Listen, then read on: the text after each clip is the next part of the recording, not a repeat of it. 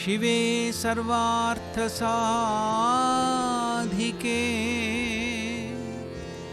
शरण्ये त्र्यम्बके गौरी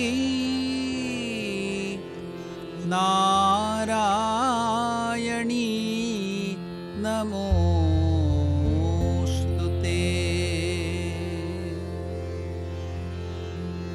যেখানে মায়ের নাম সেখানে আনন্দধাম, আনন্দম শুধু আনন্দম।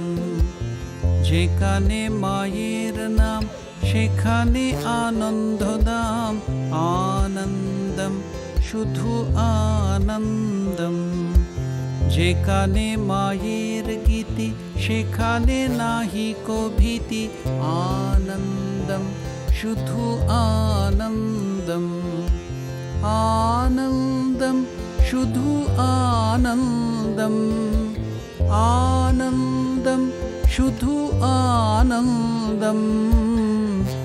আনন্দম শুধু আনন্দম, আনন্দম শুধু আনন্দম।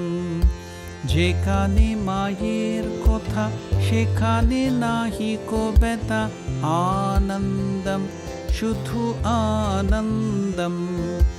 যেখানে মায়ের ভাব সেখানে অমৃত লাভ, আনন্দম শুধু আনন্দম। আনন্দম শুধু আনন্দম, আনন্দম শুধু আনন্দম। আনন্দম শুধু আনন্দম, আনন্দম শুধু আনন্দম। যেখানে মাতৃলোক সেখানে নাহি কো শোক, আনন্দম শুধু আনন্দম। যেখানে মায়ের বোধ সেখানে নাহি কো ক্রোধ, আনন্দম শুধু আনন্দম। আনন্দম শুধু আনন্দম, আনন্দম শুধু আনন্দম।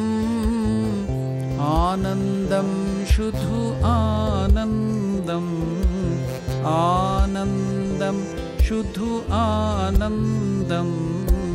যেখানে মায়ের গান সেখানে জুড়াও প্রাণ, আনন্দম শুধু আনন্দম।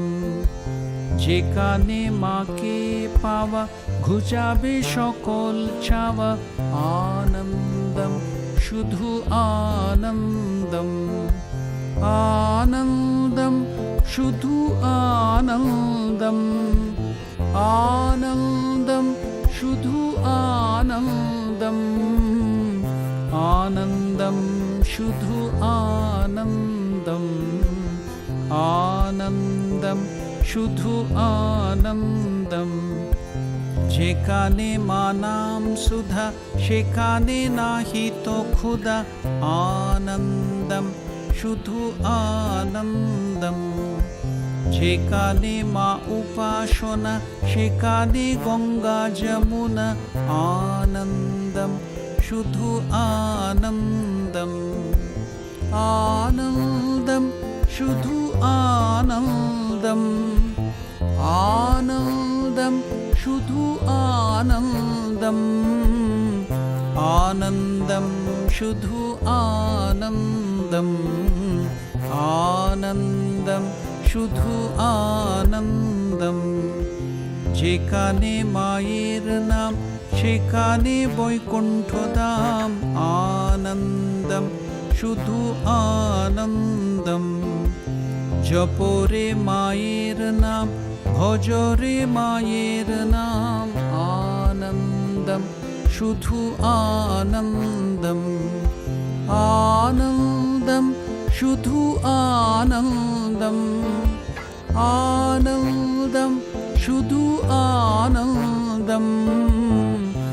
আনন্দম শুধু আনন্দম, আনন্দম শুধু আনন্দম।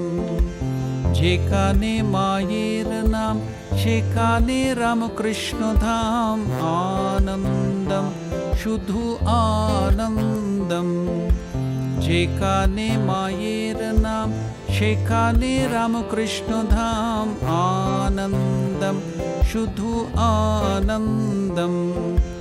যেখানে শারদা রূপা মা বিরাজে অপরূপা, আনন্দম শুধু আনন্দম। যেখানে শারদা রূপা মা বিরাজে অপরূপা, আনন্দম শুধু আনন্দম। আনন্দম শুধু আনন্দম, আনন্দম শুধু আনন্দম। আনন্দম শুধু আনন্দম, আনন্দম শুধু আনন্দম। আনন্দম শুধু আনন্দম, আনন্দম শুধু আনন্দম। আনন্দম শুধু আনন্দম, আনন্দম শুধু আনন্দম। আনন্দম শুধু আনন্দম, আনন্দম শুধু আনন্দম।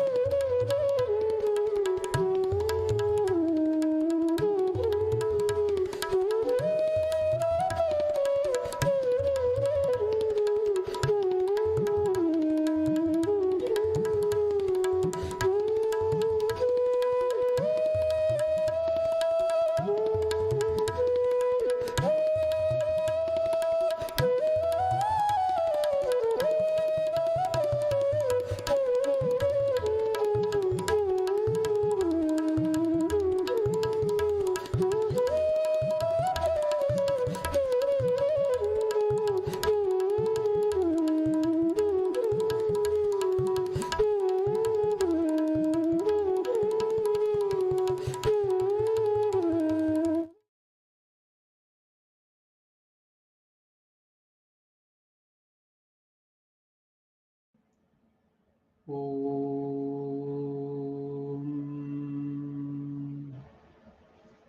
स्थापकाय च धर्मस्य सर्वधर्मस्वरूपिणे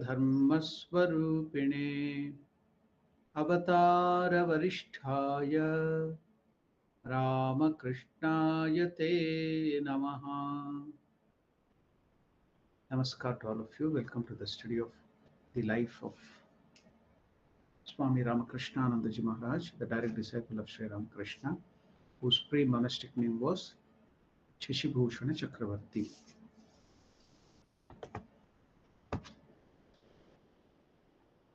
Now, Swami Ramakrishna Maharaj health is failing. He became seriously ill with diabetes and tuberculosis. Swami Ramakrishna Maharaj himself said that the cause of this breakdown was that Madras life was too strenuous due to overwork and lack of proper food. He had literally worked himself to the point of death.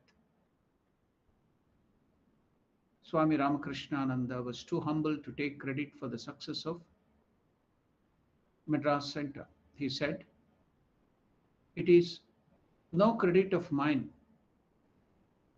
The Master's grace and Swami Vivekananda's command are mainly responsible for the success of my work in the south of India." Now, his health was deteriorating. At the request of the devotees, Swami Ramakrishna moved to Bangalore ashram for the change in climate and also to take rest.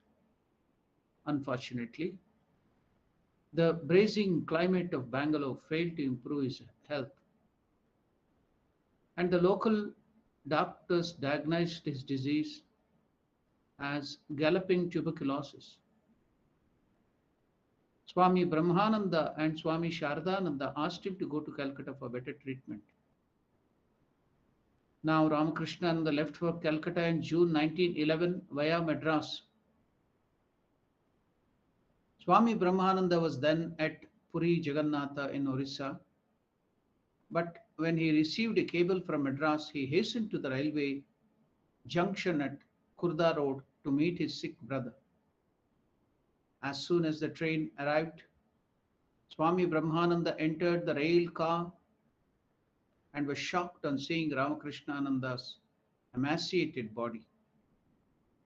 Swami Brahmananda exclaimed, "Shashi, what is this? Shake it off."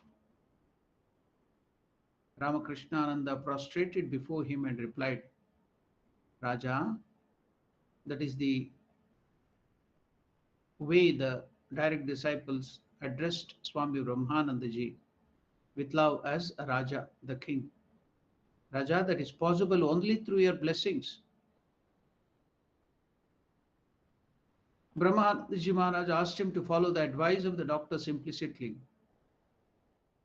This was their last meeting. On 10th June 1911, Ramakrishnananda arrived in Calcutta. He was accommodated in the Udbodhan office, that is, where Holy Mother Sharda Devi used to live when she used to come to Calcutta. That was her Calcutta residence, very near to the river Ganga. So now Swami Ramakrishna was accommodated in the Udbodhan office and placed under the treatment of noted physicians. In spite of the best treatment possible and careful nursing, his condition gradually deteriorated. But Swami Ramakrishnananda's mind dwelt on his Guru. One day, Kaviraj Durga Prasad Sen, Kaviraj means the Ayurvedic doctors are called Kaviraj.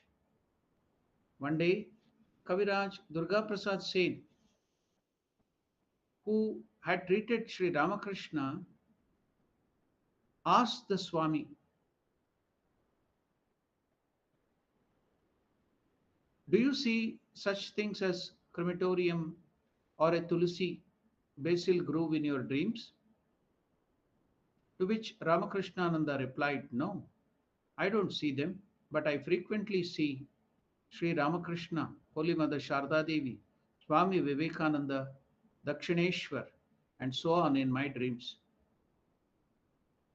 Ramakrishnananda had dry skin because of an excessive bile secretion in his system, and he suffered from a burning sensation in his body. His attendants had to fan him almost continuously. He would roll on the bed restlessly and pray, victory to Master, victory to my Guru. Jai Sri Ramakrishna, Jai Gurudeva. His desire for food was almost gone. He ate very little. In the morning, he would eat a few pieces of cream cracker biscuits soaked in milk, and at noon, few morsels of rice with milk. Shardananda often sat by his side at mealtime and persuaded him to eat a little more. One day, Swami Ramakrishnananda said to Shardananda, Brother Sharath, my eating is being gradually stopped. The Divine Mother does not allow me to eat anymore. Please don't take the trouble of coming to me during my mealtime.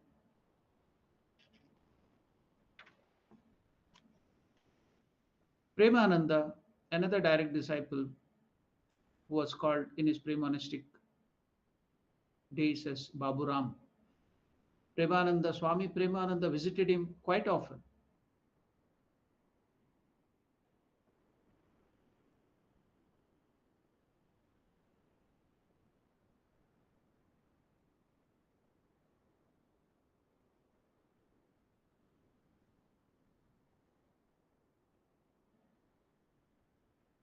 Ramakrishnananda's condition rapidly worsened. He lost sleep at night. His body was reduced to a skeleton. One day, unable to bear the physical pain, he asked his attendant to bring down the picture of Sri Ramakrishna from the wall. Holding it, he said plaintively, Master, why do you put me to all this suffering? I have committed no sins consciously with this body. Why then is all this suffering allotted to me? Then he immediately begged forgiveness for blaming Sri Ramakrishna. Master, I made a mistake. Please forgive me. He then asked his attendant to put the picture of Sri Ramakrishna in its proper place. Sometimes he would forget his suffering and would passionately talk about Sri Ramakrishna for a long time. When the attendants would ask him to keep quiet, not to speak, it would trouble his health, the Swami would reply, my dear child, when I talk about Sri Ramakrishna, I lose my body consciousness, and even the pain of death, the death pain becomes insignificant. The more I talk about Ramakrishna, I forget about my body and the pain, and even the death pain becomes insignificant. So Ramakrishna Nandaji is teaching us how to overcome the pain of the body, the suffering and the disease by thinking of God, by meditating on God. We can forget the body consciousness. During his last days, he became inspired when he talked about Jesus Christ. And he would relate how Sri Ramakrishna had regarded him as Jesus Christ's companion in his previous life. He also recalled how Sri Ramakrishna received the vision of Jesus Christ while he was in Samadhi, and the very body of Jesus Christ had entered into Sri Ramakrishna's own. Even in delirium, Swami Ramakrishnan would utter the divine names Durga, Durga, Shiva, Shiva, Sri Guru, Sri Guru. One morning at 9 a.m., a couple of days before his passing away, the Swami was lying down with his eyes closed. His attendant was silently seated nearby. All of a sudden, Ramakrishnananda got up and told the attendant, Look, look, Sri Ramakrishna, the Master, Mother Sharda Devi and Swami Vivekananda have come. Please offer them an asana, prayer rug. The attendant was dumbfounded. Again the Swami repeated, Can't you see? The Master Sri Ramakrishna has come. Spread the carpet and set 3 bolsters there. The attendant followed his order. Ramakrishnananda with folded hands bowed down thrice and then watched something unseen without blinking. After a while he said, They have left now. Now take away the carpet and bolsters.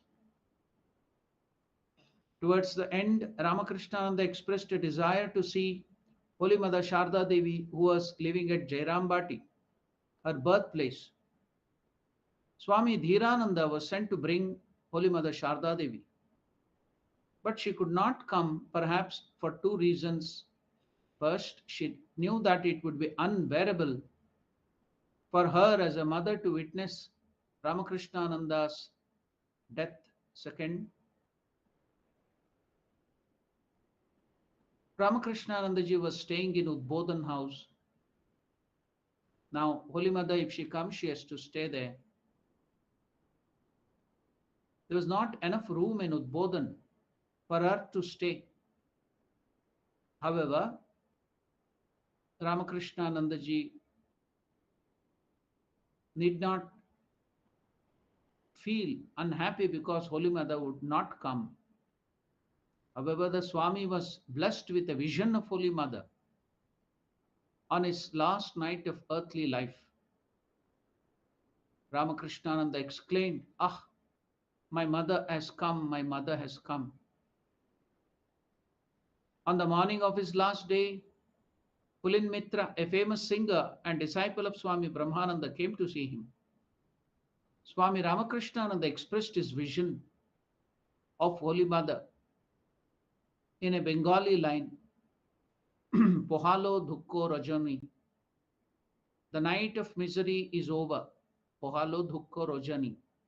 The night of misery is over, and asked Pulin to take it to Girish Chandra Ghosh, the great dramatist, the great poet, the disciple of Master, to compose a song. Girish Chandra Ghosh recalled, By the grace of Sri Ramakrishna, I completed the composition immediately. Pulin Mitra sang it before him. Swami Ramakrishnananda was greatly moved and was satisfied with the composition. Here is a translation of the song composed by Girish Chandra Ghosh. The first line was given by Swami Ramakrishnanandaji himself because he had seen the vision of Holy Mother. Holy Mother had come to him. Though she couldn't come physically, she gave him the vision, and that satisfied his heart, removed all his pain. And here is the translation of the song composed by Girish Chandra Ghosh. The night of misery is over. The terrible nightmare of ego is gone forever. The illusion of life and death is no more. Lo, the light of knowledge is dawning, and the Mother Divine is smiling. The Mother is bestowing the boon of fearlessness. Sing victory in a loud voice. Proclaim the conquest of death by blowing the trumpet. Let the name of Mother vibrate all over the world. The Mother says, weep no more. The Mother says, weep no more. Look at the feet of Sri Ramakrishna. Then all worries will vanish, all pain will go. Son, look at my side. The Savior of the world is standing with his eyes full of grace and compassion. So whatever the vision of Holy Mother and her words of solace at the last moment of Ramakrishna Nandaji has been put into this song. It's a famous Bengali song. It has been put into tune, raga, and it is sung regularly in Ramakrishna order. Pauline sang this song for a long time, and Swami Ramakrishnananda listened with rapt attention. It seemed that the song gave him peace because it tallied with his vision of Holy Mother. After this, he desired to hear another. And what was that song? A song on Samadhi, the highest yogic state, Samadhi. Who is the composer? Composed by none other than Swami Vivekananda. Pauline sang that song of the Samadhi composed by Swami Vivekananda also. Ramakrishnananda was in an ecstatic mood that whole morning hearing these two songs.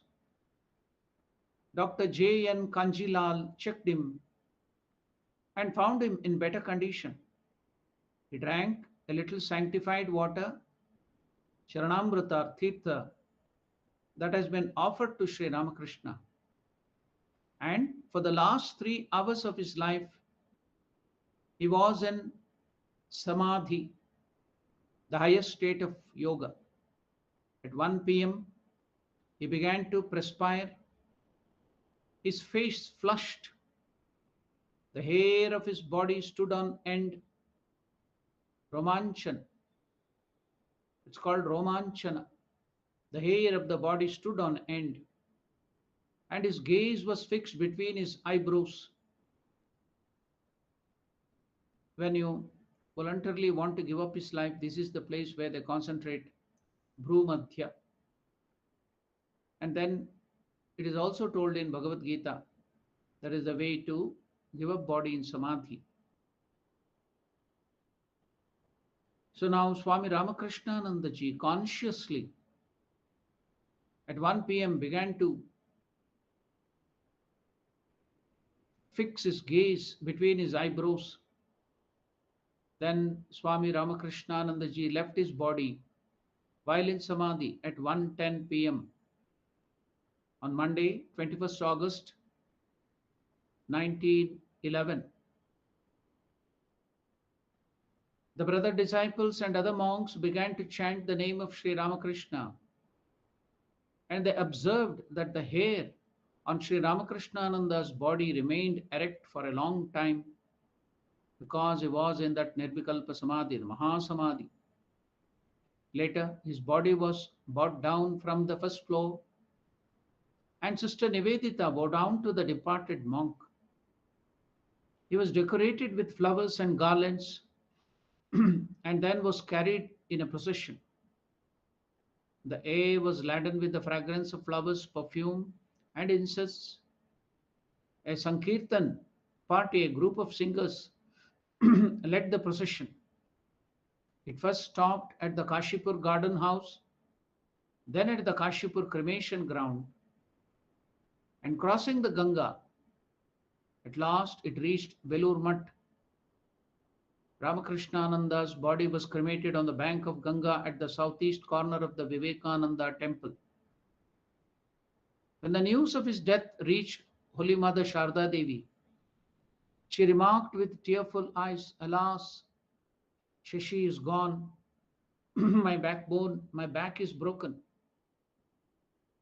After receiving the sad news at Puri, the grief-stricken Swami Brahmananda exclaimed, "The guardian angel of south has passed away. The southern side is, as it were, covered with darkness. the Hindu community of Madras convened a memorial meeting and paid their homage to Swami Ramakrishna, who had sacrificed his life for their spiritual development. Sister Devamata wrote what Saint Paul declared in his epistle to the Galatians, "Yet not I, but Christ liveth in me," perfectly described Swami Ramakrishnananda's attitude towards himself and towards that one whom he called his Guru. He was dead wholly to himself and alive only in Sri Ramakrishna. He was dead wholly to himself and he was alive only in Sri Ramakrishna.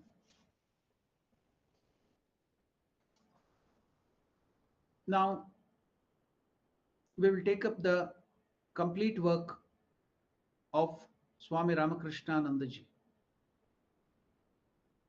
They are in 3 volumes. Complete works of Swami Ramakrishna constitute a unique literary ensemble which belongs to the fast growing field of spiritual literature. Now we all know, all over the free world there is now an upsurge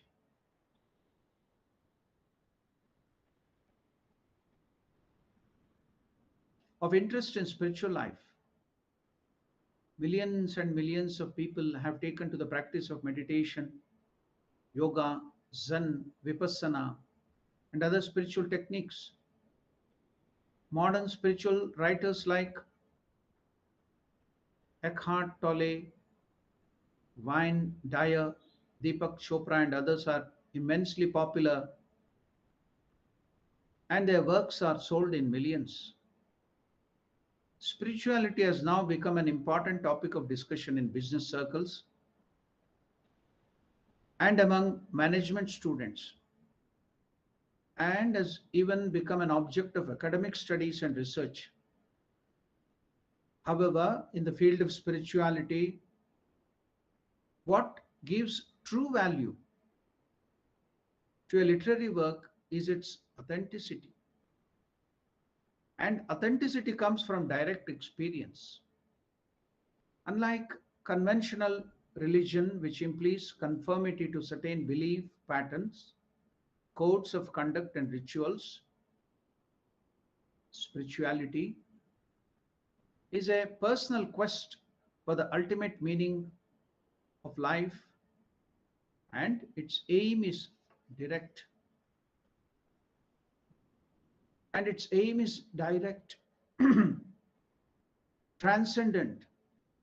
Transcendental experiences.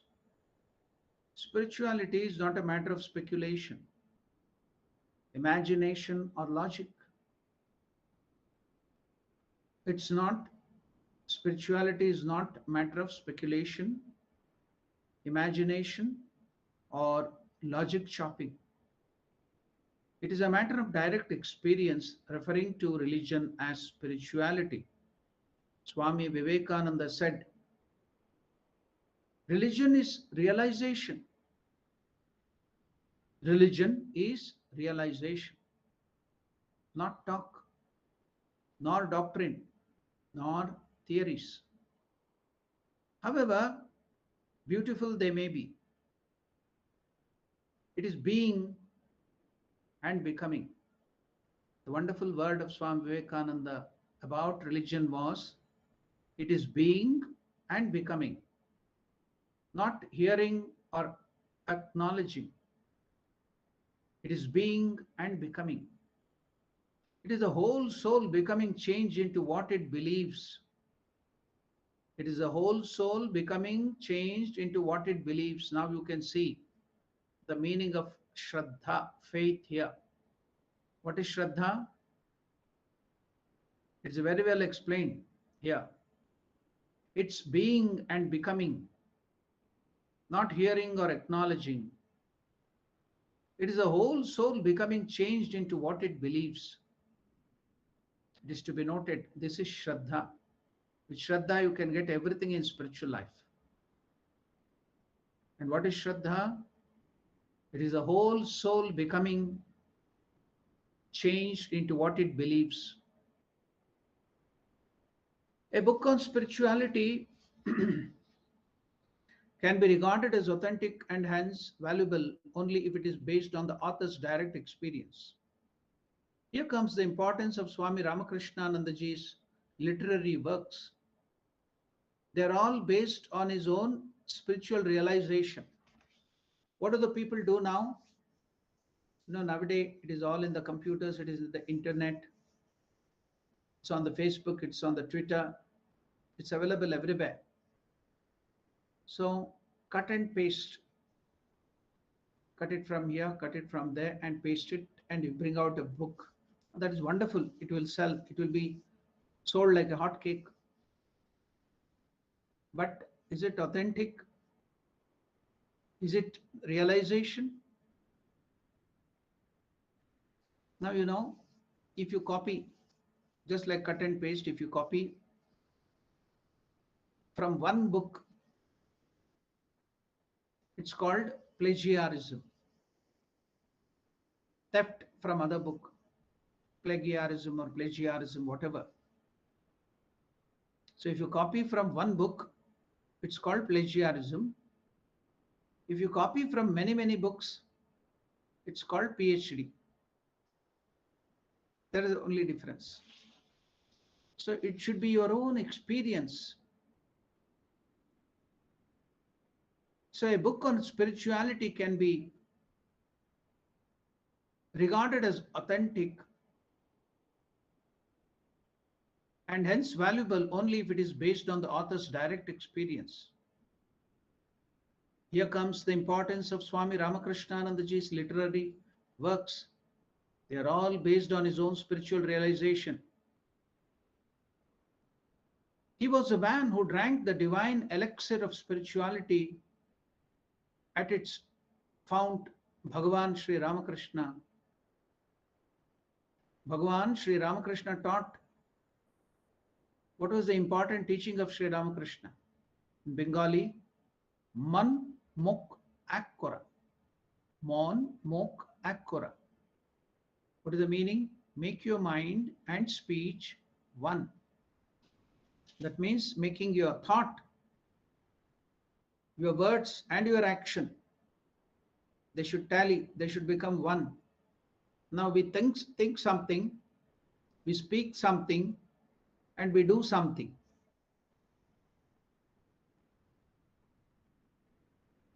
So what is spiritual life? Where will it lead to? Your thought, your deed, that is action, and your words, your speech should become one, tally. That is spiritual life. And that was told by Sri Ramakrishna as Mon Mok Akkora.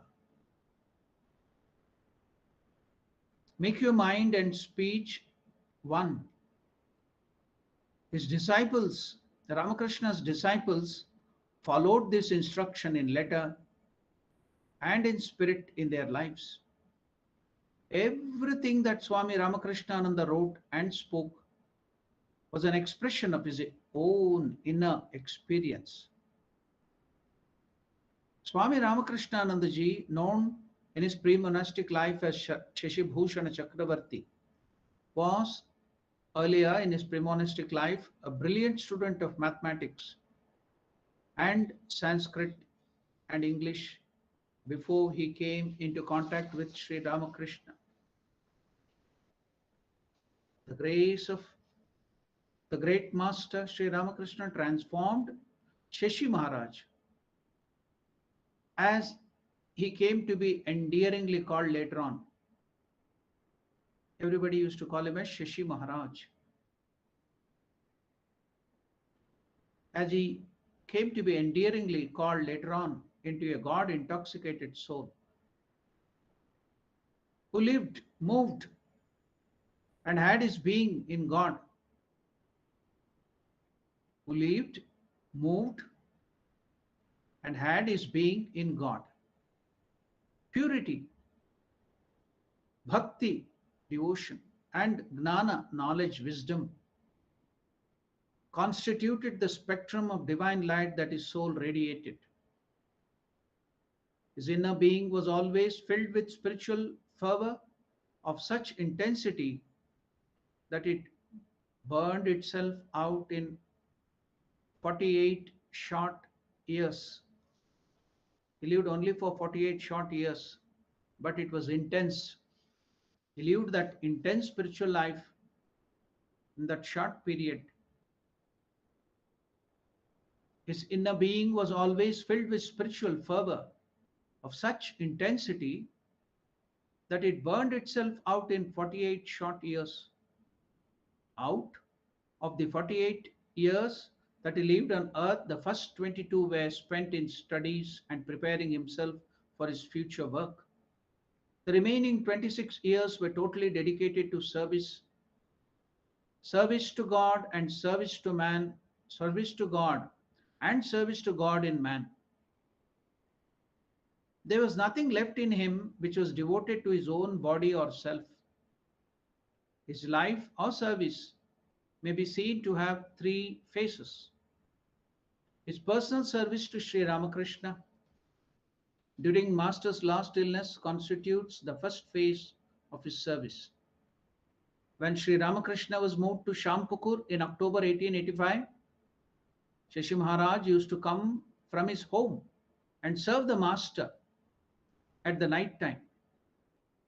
When the Master was moved to Kashipur in December 1885, Shashi Maharaj started living with him there, devoting himself full time to the service of the Master.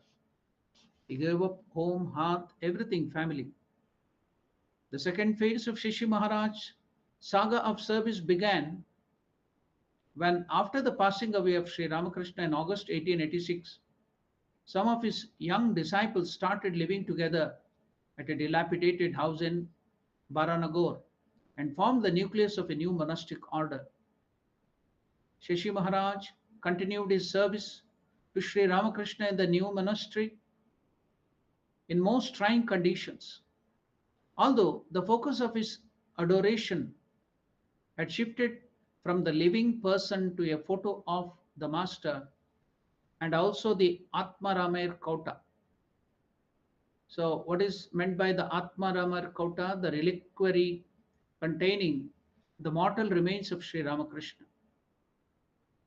It made no difference to Shashi Maharaj, for he felt the living presence of Sri Ramakrishna in the shrine of the monastery. Swami Ramakrishnan did not merely do the ritualistic worship at the new monastery, but he lived like a mother in a home. He looked after the food and other needs of his monastic brothers. Speaking about the role he had played in establishing the new monastic order on a firm foundation, Swami Vivekananda himself said, what did Swami Vivekananda say about his brother? Ramakrishnananda busied himself day and night with the duties pertaining to Sri Ramakrishna's worship and service. And he occupied the same position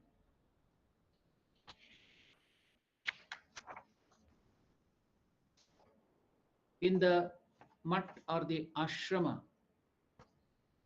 as the mistress of the house does in a family. It was he who would procure mostly, how? By begging, the requisite articles for Sri Ramakrishna's worship and our subsistence. Oh, what a wonderful constancy of devotion we had noticed in him.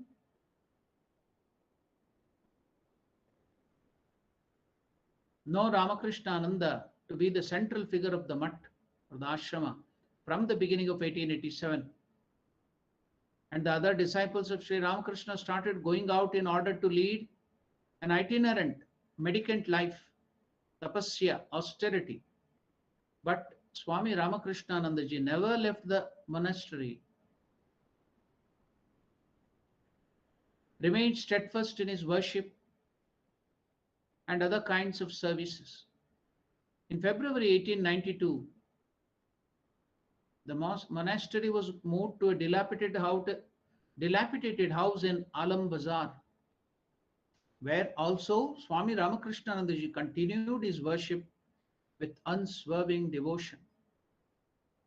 During his stay there, Swami Ramakrishnananda translated selected teachings of Sri Ramakrishna from Bengali to Sanskrit verses and got them published serially in Vidyodaya, a Sanskrit journal. Now, after Swami Vivekananda's return to India in January 1897, and the series of inspiring speeches that he delivered in several parts of India created a great stir in Indian society and awakened the soul of India. Realizing the importance of opening a new front for Vedanta work and spreading Sri Ramakrishna's message in the south, Swami Vivekananda decided to send Swami Ramakrishnanandaji to Madras, unknown place, unknown language, now known as Chennai, to start a new center there. Although he had devoted himself heart and soul to the worship of Sri Ramakrishna for 11 years, when Swami Vivekananda told him, I have selected you, you are to go to Madras and found a monastery there in the name of our beloved master, Swami Ramakrishnananda accepted Swami Vivekananda's instruction without raising any objection. He did it obviously because he realized that Sri Ramakrishna had chosen him for a larger field of work and that the master's will found expression through Swami Vivekananda's decision and words. With the arrival of Ramakrishnanandaji in Madras on 17th March 1897, began the third phase of his life of service. Lives of great men.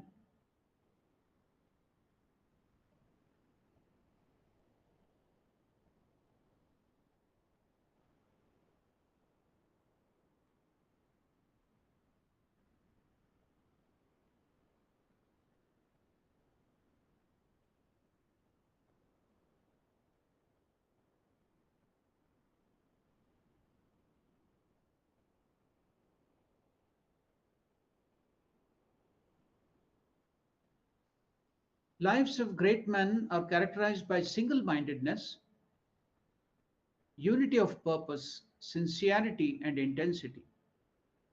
This was true of Ramakrishnanandaji, also with the same sincerity and intensity that he had shown in worshipping the relics of Sri Ramakrishna in Calcutta. He now plunged into the work of spreading the philosophy and practice of Vedanta as interpreted and lived by Sri Ramakrishna and Swami Vivekananda. Ramakrishnanandaji was the living embodiment of Vedanta. He also regarded himself as a living channel for the flow of Sri Ramakrishna's grace to the people of South India. He had the firm faith that he had been given to play a significant part in Sri Ramakrishna's mission on earth. In the course of a talk he had with the American nun Sister Devamata, Laura Glenn, Ramakrishnanandaji stated, Swami Vivekananda was given the big all-round message, but a little message was kept for me, making the worship of Sri Ramakrishna an essential part of monastic life and raising it from a mere temple ritual to a direct means of feeling the presence of God was undoubtedly one of the aspects of the little message. Ramakrishnanandaji also demonstrated through his life how to lead a meaningful life, discharging the duties of life by keeping Sri Ramakrishna the center of one's life. Thirdly, by the little message, he must have also meant the living demonstration of practical Vedanta. He showed through his life how the principles of Vedanta can be applied to solve the problems of life. Note it, it's very, very important. What is the little message which Swami Ramakrishna Nandaji had to preach or live in his life, which was not touched by Vivekananda? He showed through his life how the principles of life can be applied to solve the problems of one's own life. Swami Ramakrishna was fully aware of the spiritual power and universal significance of the new monastic order brought into existence by his master Sri Ramakrishna himself, and identified himself fully with it. His love and reverence for Holy Mother Sri Sharda Devi was in no way less than what he had for Sri Ramakrishna. When Holy Mother visited South India, he accompanied her everywhere and personally attended to every detail of her comfortable stay and travel everywhere. Equally great was his loving and reverence of Swami Vivekananda. He himself composed a beautiful hymn on Swami Vivekananda. In that hymn, Anitya Drishyeshu Vivichya Nityam, he speaks of Swami Vivekananda as the king of ascetics, Yatiraja, whose real nature is blissful Brahman, who assumed the human form for the good of the world and to remove the threefold sufferings, Adhyatmika, Adibhaudika, Adidaivika. That's why at the end of all Veda mantras or the Shanti mantras, we tell Om Shanti Shanti Shanti, because to remove the threefold sufferings, Adhyatmika, Adibhaudika, Adidaivika. So these are the threefold sufferings of human beings. And he writes that Swami Vivekananda took the human form for the good of the world and to remove the threefold sufferings of the human beings. This hymn on Swami Vivekananda, the Sanskrit hymn composed by Swami Ramakrishna Nandaji, cannot be regarded as a panegyric. It is rather an expression of his deep inner understanding of the real greatness of Swami Vivekananda. Purity of character and total dedication to the service of Sri Ramakrishna endowed him with tremendous vitality, which enabled him to work incessantly and travel extensively, ignoring his own health and personal needs. The aura of holiness and spirituality that he radiated inspired trust and reverence in all those who came into his contact with him. It may be mentioned here that although the electrifying speeches delivered by Swami Vivekananda in Madras and nearby places on his arrival from the West in February 1897 had created great fervor among the people there, and some of their leaders had requested Swami Vivekananda to start a new center there. When Swami Ramakrishna actually started the center in Madras, few of those people came forward to help him. He had to go from door to door to collect funds. When the Ramakrishna mission started its first famine relief operation in Murshidabad in Bengal, Swami Ramakrishna made efforts to collect funds in Madras for the relief work. Through thrift to See here, we should note that thrift here means spend very little on oneself. And austerity. Ramakrishna had saved a modest amount of rupees 400 during the first 4 years of his stay in Madras. So he had kept all his personal money, saving it, not spending on himself. What was given for himself, he would not spend on his own comforts. He saved it through thrift and austerity. Ramakrishna had saved a modest amount of rupees 400 during the first 4 years of his stay in Madras. And what did he do with it? He took the amount to Belur Mutt and laid it at the feet of Swami Vivekananda. Swamiji shed tears at this act of self-sacrifice of his beloved brother. Swami Vivekananda once remarked, "Do you think these sannyasins, children of Sri Ramakrishna, are born simply to sit under tree, lighting dhuni fires? Whenever any of them will take up some work, people will be astonished to see their energy." The statement of Swami Vivekananda about Ramakrishnananda was fully exemplified in the life of Swami Ramakrishnananda. After establishing the center in Madras on a firm foundation, now Shishi Maharaj turned his attention to Vedanta work in the other parts. From 1903, he visited Bangalore, Mysore, in Karnataka. Now, Madras, Madurai, Rameshwaram, they're all in Tamil Nadu.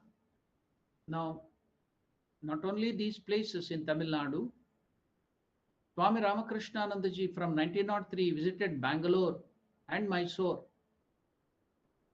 and several times to these places, and finally got a beautiful center inaugurated in Bangalore in 1909.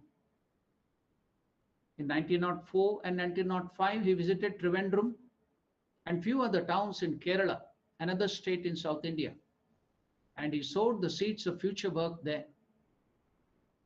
In 1905, he visited Rangoon in Burma and gave several impressive public talks. He lighted the torch of Vedanta in Bombay, now in Maharashtra also. In 1905,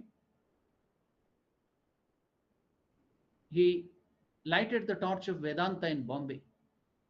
We can get an idea of the saga of Swami Ramakrishnanandaji's self-sacrificing forbearance, fortitude, perseverance, and of his unending struggles to overcome or outgrow the unfavorable situations that he had to face in the biographies and reminiscences on him.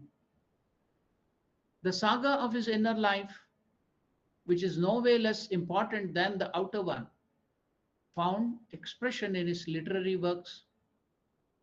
In the course of his 14 years of spiritual ministration in the South, Swami Ramakrishnanandaji must have delivered very many lectures. A sizable number of these lectures were never recorded and so are lost. Revered Swami Tapasyanandaji Maharaj, one of the vice presidents of Ramakrishna order, in his simplified biographical account entitled Swami Ramakrishnanandaji, the apostle of Sri Ramakrishna to the South, mentions that 67 of the lectures have been collected and published in the form of books and booklets under the titles The Message of Eternal Wisdom, God and Divine Incarnations, Sri Krishna the Pastoral and Kingmaker, For Thinkers on Education, The Ancient Quest, Path to Perfection, etc. The present collection of complete works of Swami Ramakrishna brings together these books and booklets and also includes his writings and letters. When we go through these works, the complete works of Swami Ramakrishna, what impresses most is the author's mastery of different subjects and also of Sanskrit and English language. Abstruse metaphysical concepts such as Atman, Brahman, Maya, etc. are treated with mastery and ease as if they were commonplace ideas. All discussions show great clarity, which implies a pure and disciplined mind. The highest truth of Vedanta are exemplified in the simplest way, which even common people can understand. Apart from mastery, clarity, and simplicity, these works of Swami Ramakrishna are characterized by practicality. Since the discussions are based on his own inner experiences, there is hardly any distinction between theory and practice in them. Another distinctive feature of the work of Swami Ramakrishna is the sense of harmony that pervades them, which is naturally to be expected from a disciple of Sri Ramakrishna, the prophet of harmony. The flow of thoughts in the lectures and writings is not at all marred by jarring notes or controversies. References to the Bible mingles freely with citations from the Bhagavad Gita and the Upanishads. Harmony of the four yogas, Gnana Yoga, Bhakti Yoga, Raja Yoga, Karma Yoga, may be seen as an undercurrent of all through the complete works of Swami Ramakrishna. Although Swami Ramakrishna was well versed in Advaita Vedanta, that is non-dualistic Vedanta, and had great admiration for Adi Shankaracharya, but he had also equally great respect to Ramanujacharya, the important person of Vishishtadvaita, qualified non-dualism. His biography of Sri Ramanujacharya, based on painstakingly collected authentic sources, is still a most readable biography of Sri Ramanujacharya. One of the professors in that lineage, Vishishtadvaita lineage, Professor P.N. Srinivasachari, an eminent scholar, author, and professor of philosophy at Madras University, wrote, Swami Ramakrishna life was thus a model of bhakti, that is devotion, and gnana, knowledge, in the personal and impersonal aspects. To him, Ishvara, God, is the impersonal, personalized by love. What a wonderful statement on Ramakrishna by Srinivasachari. To him, that is Ramakrishna Ishvara, God, is the impersonal, personalized by love. Ishvara, to him, was impersonal, personalized by love. When such Chit Ananda is solidified by love, it becomes personal God. When the formless, impersonal, attributeless Satchit Ananda is solidified by love, bhakti, it becomes personal God. And there is no difference between bhakti, parabhakti, and gnana, knowledge. To Swami Ramakrishna, to him, dualism, Dvaita, and non-dualism, Advaita, could exist side by side and live at peace. Although the contents of the complete work of Swami Ramakrishnananda were delivered or written more than 100 years ago, they were all written more than 100 years ago. They have not lost their relevance or significance in the least even now. As a matter of fact, their importance has only increased in the present day world. On the one hand, loss of faith in traditional religions, lack of understanding of higher values, disillusionment with the promises of science and technology, etc., have made our life meaningless to millions of all the people. On the other hand, demands of modern jobs, competition, consumerism, breakup of family life, and several other factors have made modern life very stressful. These psychosocial changes have given rise to worldwide interest in spirituality in recent years. There is now great demand for authentic works on spirituality. And the republication of Swami Ramakrishnanandaji's work is quite timely. All those who are sincere spiritual seekers will find inspiration and guidance in the talks and writings of Swami Ramakrishnanandaji. And for the disconsolate who face various kinds of mental sufferings, the works of Swami Ramakrishnanandaji offer faith, hope, and consolation.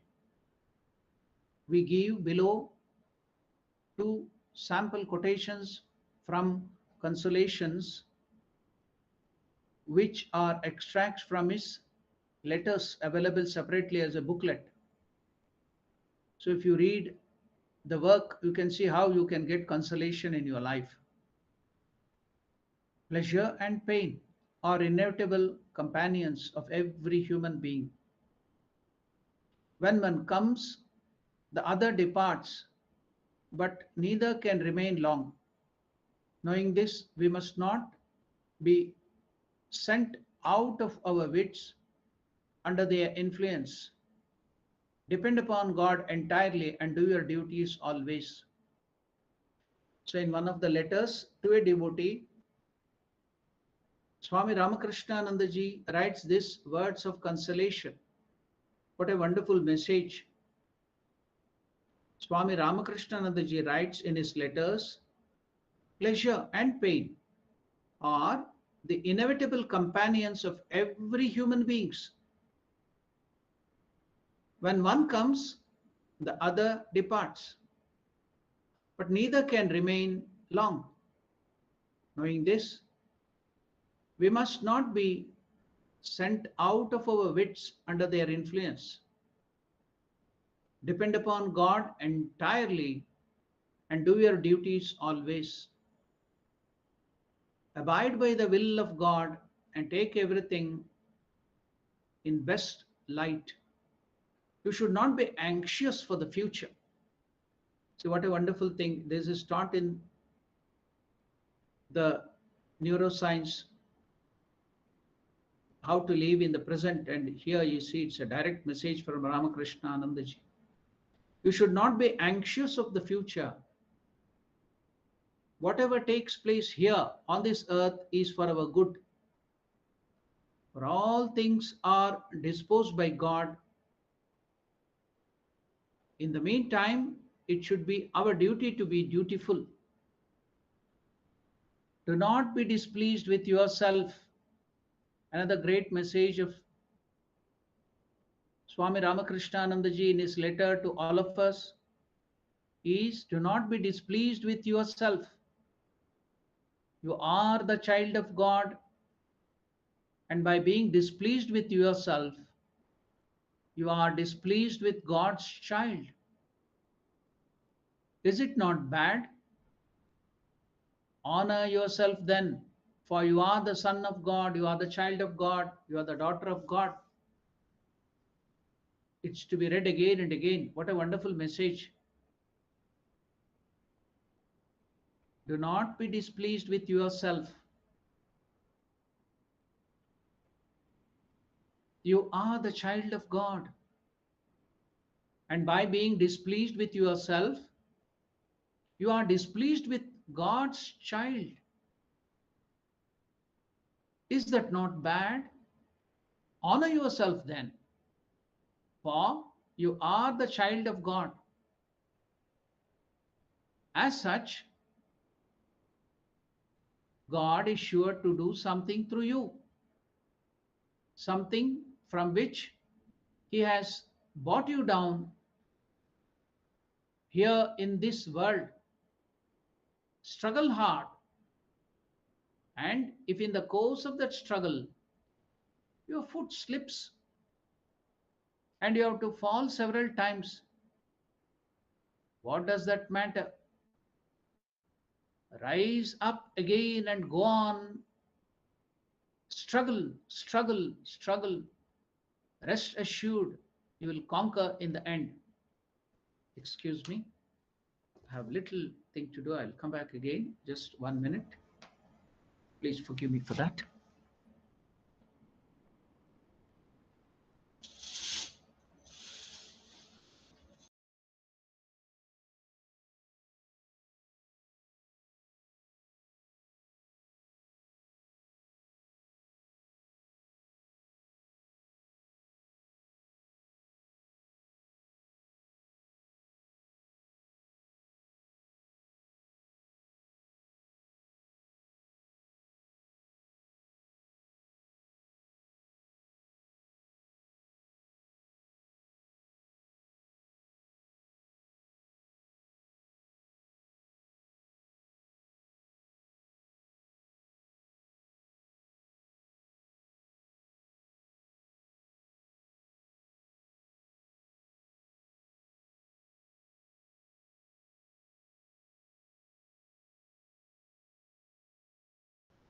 Sorry for the inconvenience.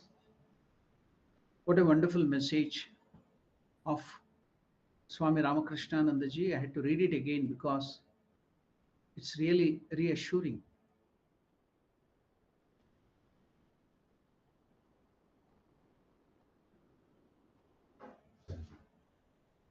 The Lord has brought you down here to this world. Struggle hard, and if in the course of that struggle your foot slips and you have to fall several times, what does that matter? Rise up again and go on struggling. Rest assured, you will conquer in the end. Rest assured, you will conquer in the end. Never give up the struggle as long as you are not perfect. Never give up the struggle as long as you are not perfect. That is, as long as you are not what you wish yourself to be. May Bhagavan Sri Ramakrishna protect you from all dangers and keep you safe and sound. In conclusion, we may state that Swami Ramakrishna was one of the brightest spiritual stars that Bhagavan Sri Ramakrishna set on the socio-cultural firmament of India, and the luminous trail that it has struck all the way from Bengal to Tamil Nadu and neighboring South Indian states has been enshrined in the books on him by him. This complete works of Swami Ramakrishna, this luminous trail, will continue to serve as a guiding light to countless spiritual seekers for generations to come.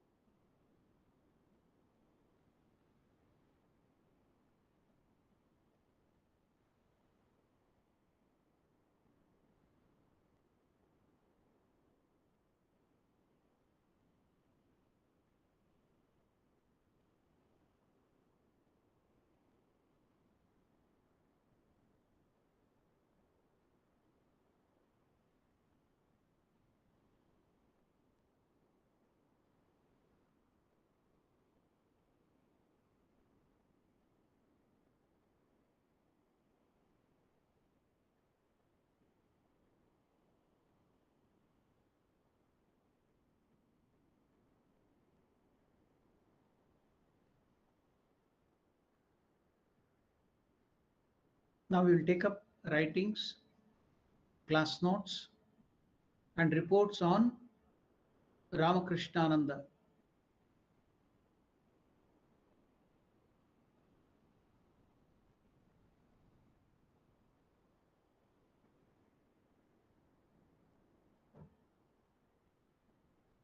Now, in the complete works of Swami Ramakrishnananda, we will take up the first subject written by him, Ramakrishna Nandaji, that Shishi Maharaj has written, what Sri Ramakrishna, that is Master, came to teach. So in that writing of Shishi Maharaj, we see, now we are all dealing with the complete works, the works of and the teachings of Ramakrishna Nandaji. The first heading we take up is what Sri Ramakrishna came to teach. In this world, we love nothing so much as our own egotism. In this world, we love nothing so much as our own egotism. Nothing is so dear to us as our own self. Therefore, it is said in the Upanishads, do not think that you love your wife for the wife's sake. You love your wife because by loving her, your own self is pleased. You do not love your children for the children's sake, but because your own self is pleased by loving them, you love them, etc. It is given in the Brihadaranyaka Upanishad, Yagnavalkya Samvada with his wife, one of his wife. So what is given in the Brihadaranyaka Upanishad? Do not think that you love your wife for the wife's sake, but you love your wife because by loving her, your own self is pleased. You do not love your children for the children's sake, but because your self is pleased by loving them, you love them.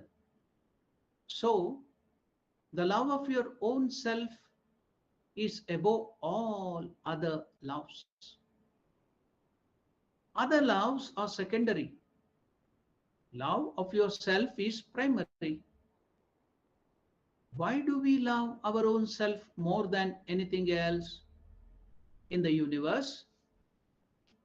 To answer this question, we must know what we love and what we do not love. We always love beautiful things. We love a handsome man or a beautiful woman, not an ugly one. We love sweet words, not harsh words. We love good dishes. We do not love to be out on a burning desert, but in the cool shade of a wide-spreading tree.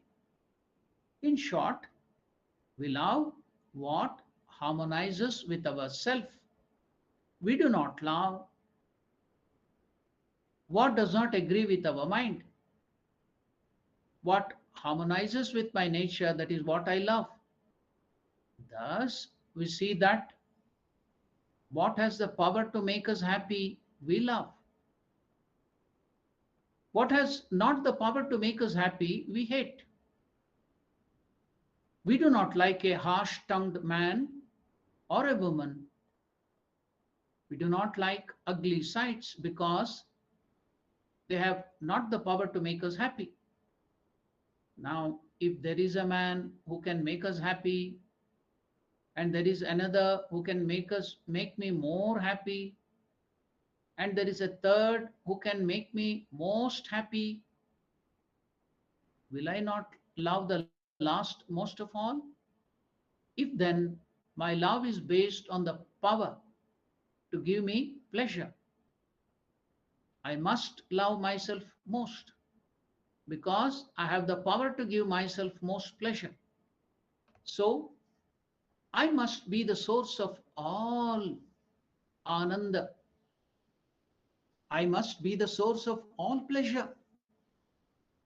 Ananda, the highest bliss. From myself comes the greatest happiness. So I must be the most pleasing thing to myself in the whole universe. For this reason, the love towards myself is primary. From this it follows that I am the abode of the highest bliss. Therefore, I am Ananda, the highest bliss. Because I exist, I am also Sat. What is Sat? Existence, infinite existence, all that exists, living and non-living. That is Sat, existence, the truth. I am also Sat, and because I know that I exist, I am Chit. What is Chit? Consciousness. I am Chit, hence I am called Sat Chit Ananda. That is my true nature. When Brahma, the creator, Chaturmukha Brahma creator, first began to create, he created the four firstborn. And they at once found out that all that they wanted was inside themselves. Outside was darkness, doubt, fear, everything changing. And how can a sane man expect happiness from something which is constantly changing? So they knew that they could never find happiness outside themselves. So when Brahma wanted them to create the progeny, create the living beings, they said, no, Lord, we do not want to create. That will be forgetting our own self. That will be forgetting our own blissful nature. That will be forgetting our all-knowing nature. Sanaka, Sanandana. So these are the four people who were created first by Brahma. The four young children. Why should we create that which will make us forget what everyone is seeking after? In this world, people are like the musk deer. You know the musk deer? It is found in Himalayas. It's called Chamari Mruga or Kasturi Mruga. So, no, sorry, not Chamari Mruga. It is Kasturi Mruga. So the Kasturi Mruga is a musk deer by which it secretes that beautiful fragrance called Kasturi. So that is called musk deer. So in this world, people are like the musk deer who, when the musk forms in the navel, smelling the delicious fragrance, that musk deer thinks it must come from somewhere outside, hidden flower, and it goes on searching here and there for it.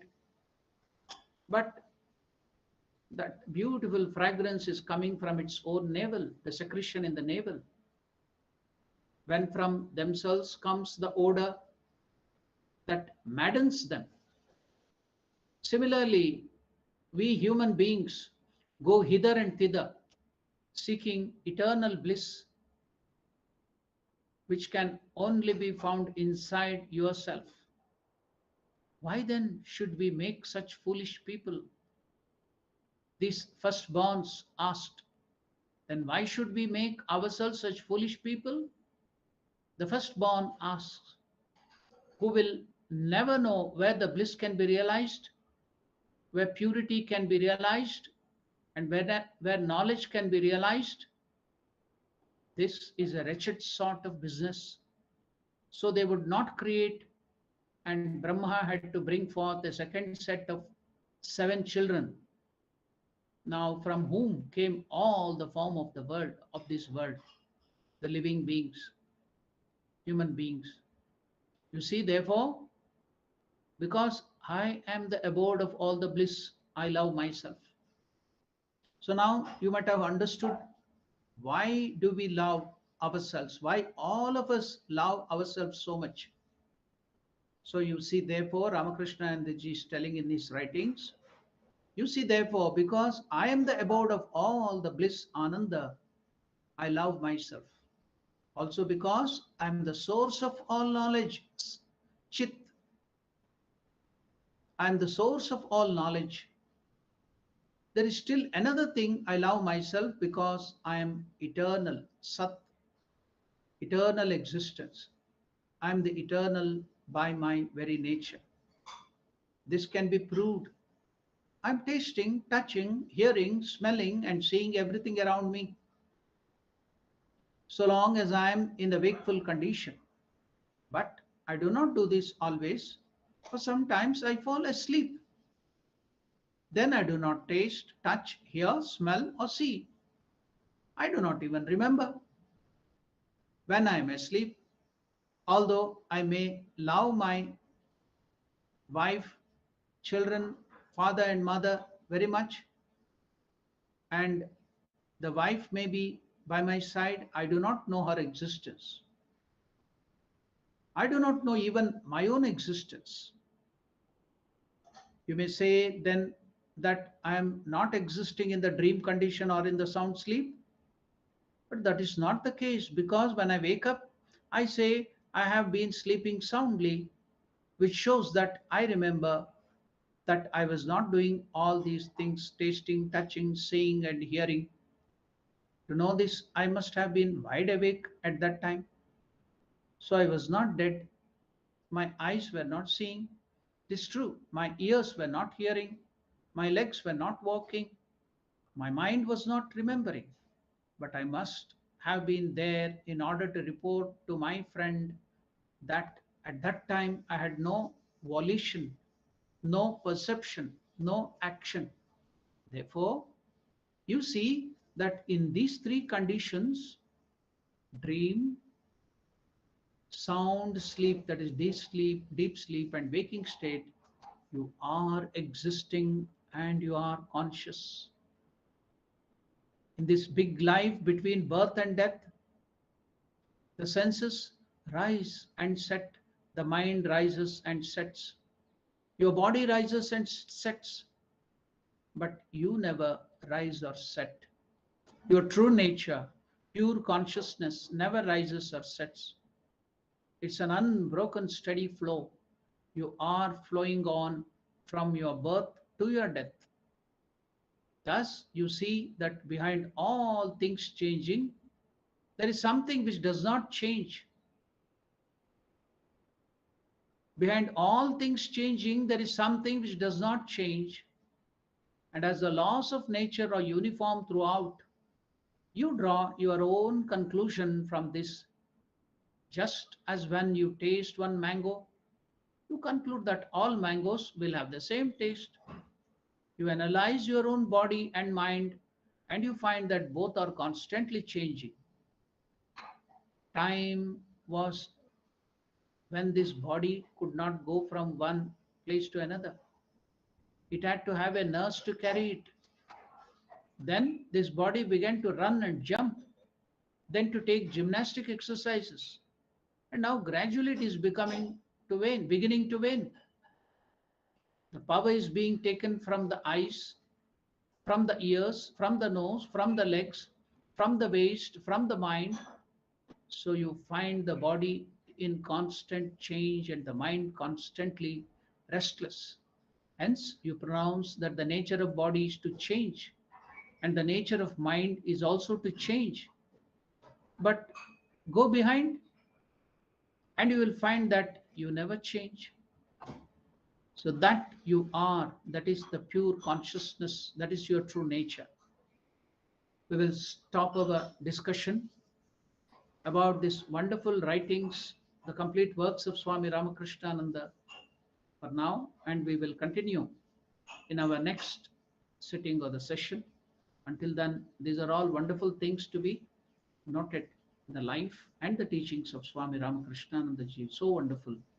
So we'll continue these teachings or writings of Swami Ramakrishna and Nandaji in the future session. If you have any questions, if you have any doubts, you can ask now. Any questions? Any doubts?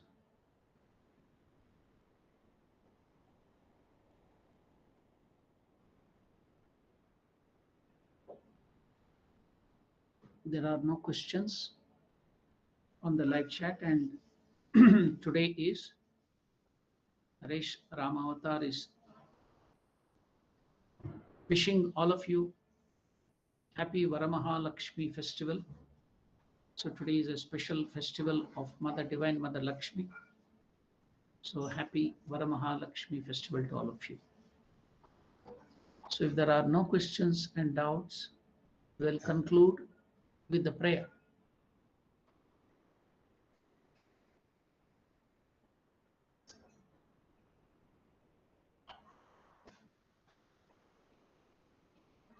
Om Priyatam Pundarikakshaha Sarvayagneswaro Harihi Tasmin Tushte Jagat Tushtam Prenite Prenitam Jagat Harihi Om Tat Sat Sri Ramakrishna Arpanamastu. Thank you. Namaste. Om Namo Narayana.